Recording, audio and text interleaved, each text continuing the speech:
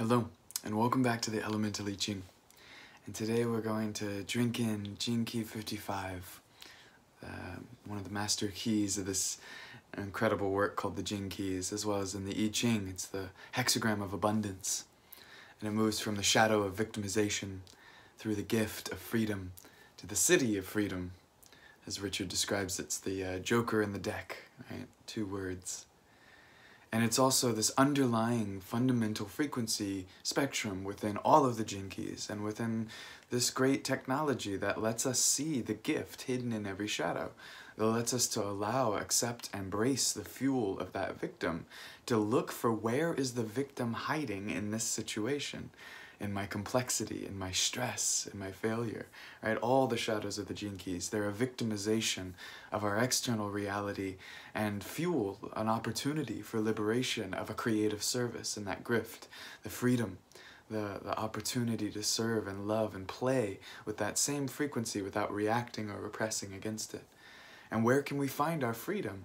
Even in situations that are easy to logically put ourselves in a victim state. How can we find that inner sovereignty, that inner peace amidst disturbance? So this has been a difficult video for me to get around to making. This is challenging for me, and so I really sat in my tea and listened. Why is this so challenging for me? And it's because of how powerful this conversation about victimization is.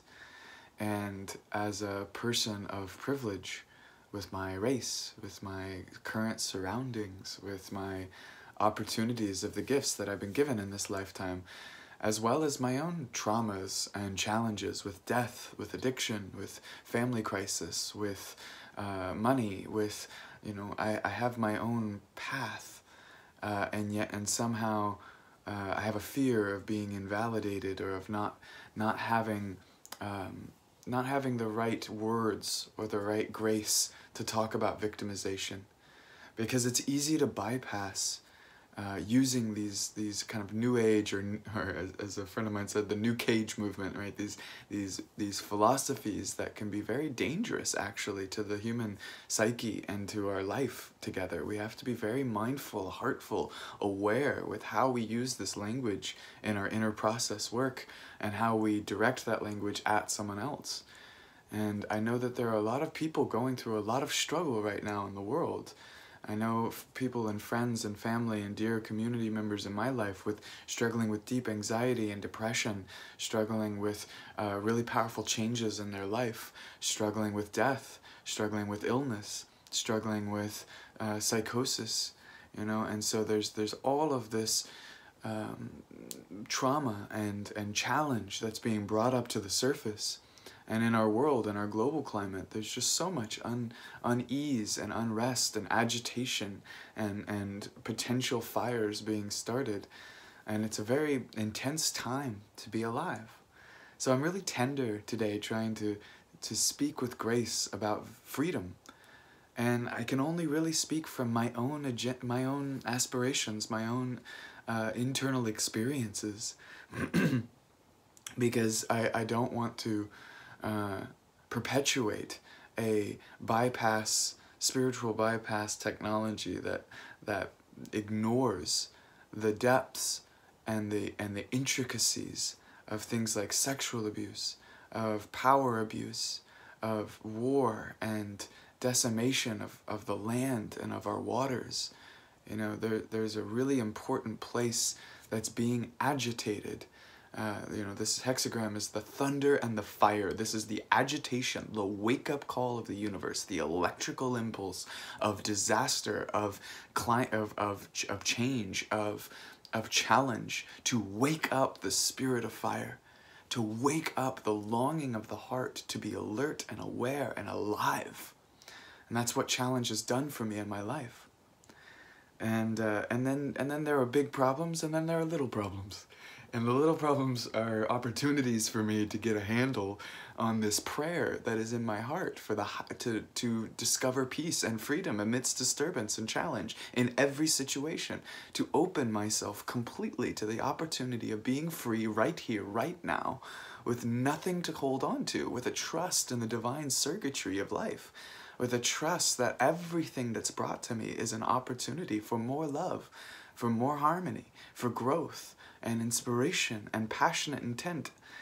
And so I was working very hard this last week on the Jinky Society move over to its new website to try and make sure that the process went as smoothly as possible for everyone. And in that process, I took some time off for a beautiful dinner for a friend of mine's birthday, and I was gifted, me and my beloved, we were gifted a Damascus steel blade, a new knife.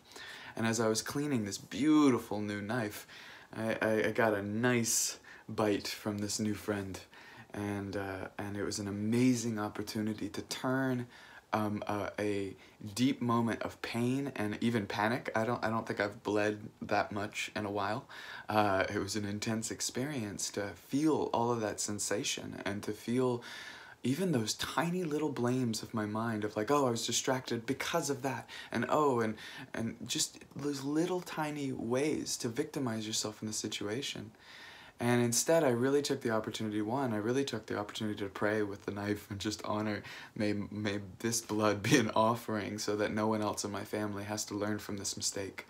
And not being victimized by the sensation, but actually using it as an opportunity to channel positive intention and to learn and to grow. And then, I've spent the next night, I was unable to type. I had 36 hours left of work to do, and I'm unable to move the mouse and to type because it was in such pain.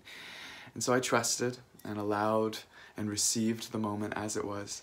And the next day I was able to work enough and complete the project. But it's been a really good teacher for me of not being victimized even by this very external circumstance that's, I can't really turn the knob to open the door right now. I'm really having to be tender and careful with my body and to learn how to be free in my consciousness, to be free and generous and abundant with loving kindness to myself and to the situations, and to listen to what is the universe bringing to me in this opportunity. I could sit stuck in my head about how this sucks, and here I am stuck in my own inner cycle of pain, or I could really use this as an opportunity to live fully, to see myself even more deeply, to be free. And freedom for me is this romantic longing of the heart, that longing of the desire of the fire that wants to be free, and the initiative of the thunder that is here to take action, to take the evolutionary impulse, to choose love in the face of non-love, to choose strength and integrity and grace, and using its energy to rise up into that fire. And freedom in the Bagua is the initiative with light, the initiative of light, the initiative with lightness, to play with reality. I read this great quote from the I Ching of operating, this hexagram is abundance. Operating from abundance means that by expecting that everything is moving exactly as it should, we need not hold on to anything. Our arms are open and nothing comes to threaten our sense of peace. This is my aspiration in my life. This is what I'm choosing to do with this energy, with all of the Jinkis and my Buddhist teachings and my own, explorations of life. And I don't expect anyone else to understand that or find that for them, understand that from me, but we have to find this for ourselves.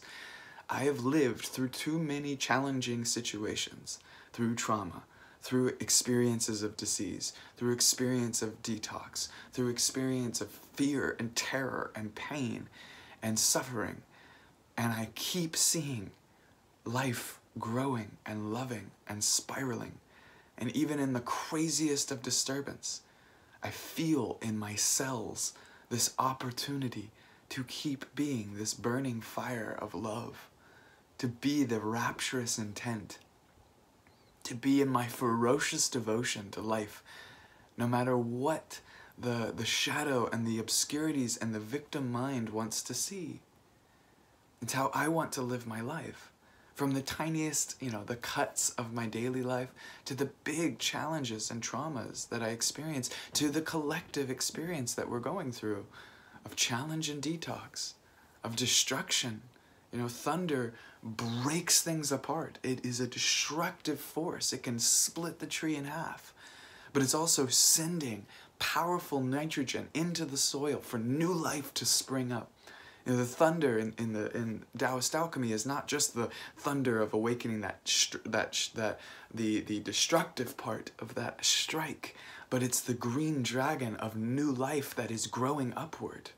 You know, and that's that evolutionary influence of this 55th key. It's that freedom, it's that incredible desire of the plant to burst through the concrete of conditioning to receive the light of life, to grow, the freedom, the boundlessness of our freedom, the absolute power of abundance. And it's not just abundance like money or even resources. The abundance that I feel this key is talking about is the infinite generosity of my loving kindness towards life. The infinite generosity of presence. You know, my time is limited. And I have to value that because my time is limited. It isn't a dualistic experience. My resources, you know, I have to budget my money, my tea, you know, I have to budget these limited resources, a part of being in a human body and a human experience. But presence and loving kindness, we have more depth available to us at all times for love and compassion. And every place that I get stuck in my victimized mind and think, well, I don't want to do this, I either complain or I blame.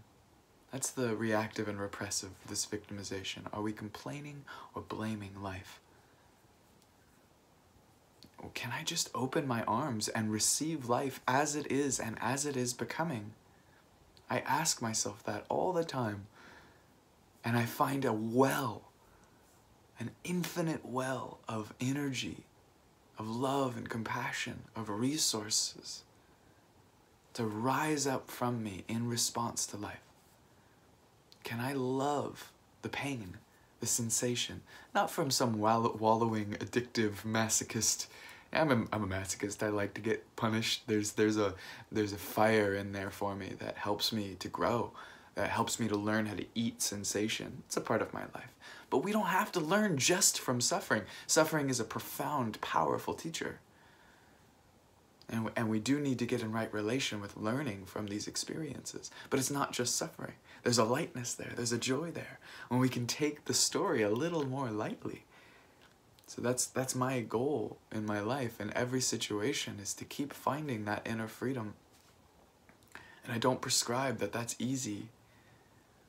I don't, you know, I have such compassion, and it hurt. That's why this video was hard for me to even start, is I hurt for the many people who are still literally enslaved in our modern day reality.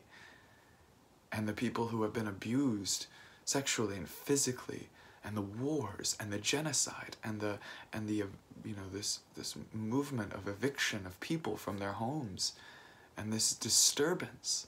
It's hard to even fathom.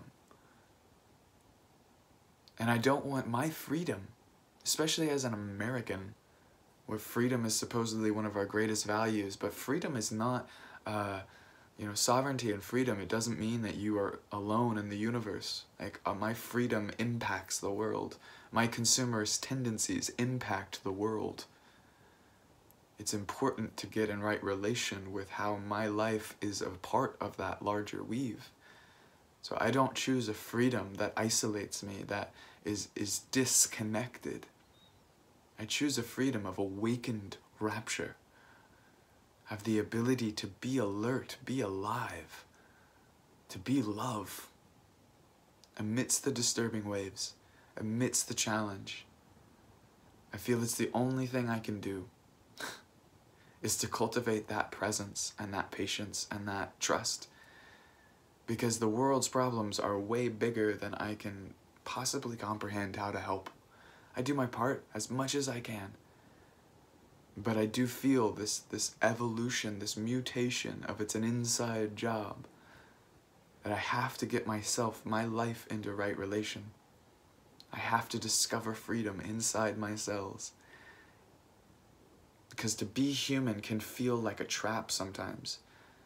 Can feel like I'm trapped. Can feel like I'm stuck in a physical body or I'm stuck in this current culture, or I'm stuck in this environment, or I'm stuck in this relationship. And I can find all these tiny little gremlins of thought that blame and complain about my reality. And I'm very grateful that currently in my life I'm very happy, and I wish all beings to be happy and free. I will keep finding that happiness and freedom inside myself and offering and sharing that abundantly from my heart, to show up with loving kindness to the challenges in life, to show up with loving kindness to every person who chooses to sit in front of me. I will do my best to be a reflection and a resource of that abundant love that my teachers have taught me, that life has taught me, that I believe our natural core programming is this infinite love and compassion.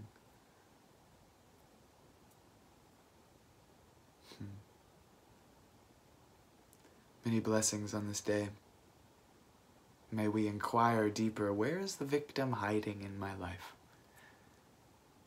Today the victim was hiding for me in being afraid of releasing a video about this. So I hope that there's something of benefit, and at the very least, I will boldly romance my heart enough to release this in my own vulnerability and in my own authenticity. Because that's what the Gene Keys are for me. They're just a tool, a reminder, a game to be authentic, vulnerable, honest, inspired, and directed towards the coherency of my heart, breath, and brainwave state, to a relaxed body, and to allow life, the intelligence of life, the living wisdom, to inform me every day. So many blessings for you and for all of us. May all beings be free and happy. Om Mani Padme Hum. Many blessings.